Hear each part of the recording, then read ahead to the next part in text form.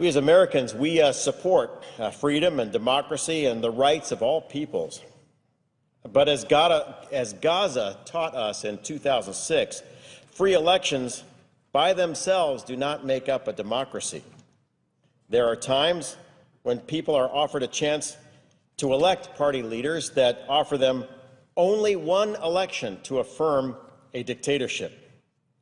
We can also learn from the year 1938 that the dangers of ignoring developments abroad are huge.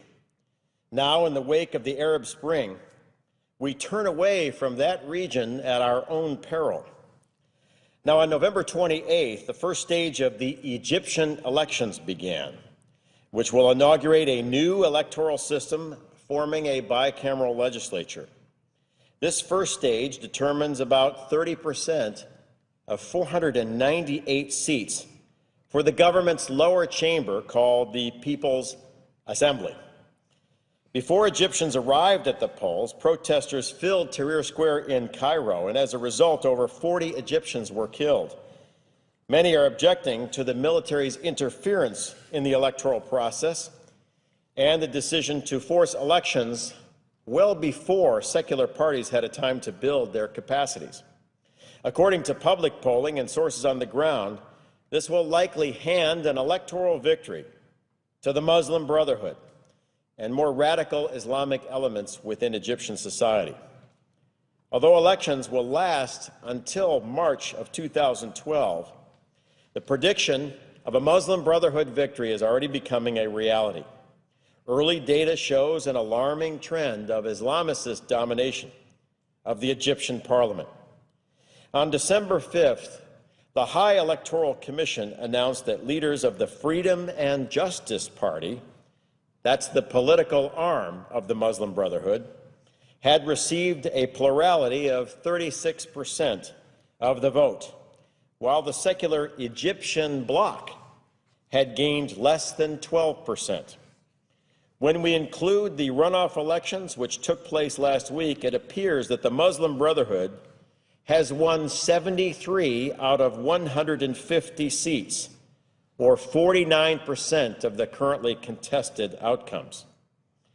This is the same party that led a pre-election rally of 5,000 chanting, quote, "One day we shall kill all the Jews," and another quote, Tel Aviv, Judgment Day is coming." While many expected the Brotherhood to do well, there were other surprises. Salafist parties made up of anti-Western hardliners who follow a particularly radical version of Islam are also faring particularly well. Surpassing predictions, they received 24% of the vote in the first round. Importantly, these elections also included so-called liberal districts of Cairo and the Mediterranean port city of Alexandria. The weakness of liberal parties, namely their inability to reach out to voters effectively with a serious agenda, is now fully exposed. Islamicists are taking full advantage of deeply rooted networks that extend from the mosques into Egypt's poor districts, and their grip in the traditionally conservative areas of Alexandria proved particularly tight. And these areas are also home to a majority of the Coptic Christian community. It's clear that if Islamist parties and candidates continue their currently won gains in other elections, they will capture 60% of the national vote in Egypt. This will situate the new Egyptian parliament around deep ideological differences between Salafis and the Muslim Brotherhood and liberal groups, making the Brotherhood the power brokers between Egyptian left and right. Now, what does this all mean? By January, the United States could face an Egypt defined by a hatred of Israel and many of the freedoms we hold dear: a freedom of expression, of women's rights, the right to practice any religion. This Egypt counts Iran as a friend and poses a threat to the Camp David peace accords, which have served as the cornerstone for Egypt's strategic position for 30 years.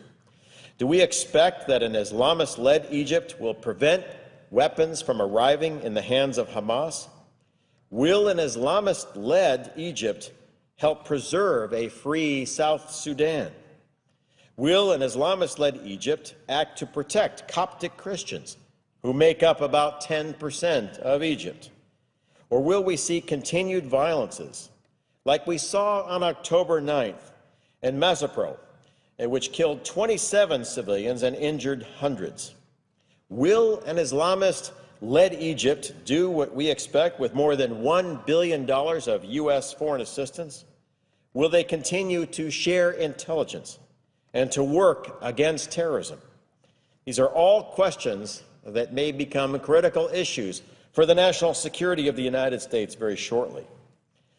All of this instability prevents foreign investment and tourism that would help the Egyptian economy. The IMF has forecasted a little over 1% growth for the Egyptian economy next year. They said inflation will top at 11%, while almost 12% of Egyptians will be out of work. Recently, the Egyptian pound traded at its lowest level against the dollar in 7 years. This time last year, the region was on the threshold of exciting change, but today Egypt sits instead on the threshold of a very dangerous path. The United States, and especially our State Department in particular, should do what it can to keep Egypt attached to peace and good relations with the West. The United States is now on the verge of a historic defeat and reversal of American interests in Egypt. Currently, if there is an Obama administration plan for handling a new Islamist Egypt that rejects peace with Israel and allies with Iran, I don't know it. And I don't know if anyone does. We must keep our finger on the pulse of this process. Liberal voices in Egypt must work to preserve the democratic goals of the January Revolution. Recently, I had the privilege of meeting some of Egypt's best and brightest young liberal leaders. They'd like to build a free Egypt that respects women's rights and religious minorities and the rule of law. I was encouraged in meeting with them, but only hope that the coming election is not like a 1930s election in Germany, where people in Egypt are given one choice: to affirm a dictatorship, and then that is the end. If a radical Islamic government rises in Egypt, one that disavows the Camp David peace accords and no longer acts as a stable strategic partner in the Middle East, then we will look back on the recent election in Egypt and its successors in December and January as the turning point for a historic reversal of the United States. My hope is that the State Department watches this very carefully. My hope is that we have a plan to make sure this critical country stays within the U.S. orbit. But my fear is, given the recent elections in Egypt, we have already lost quite a bit of ground.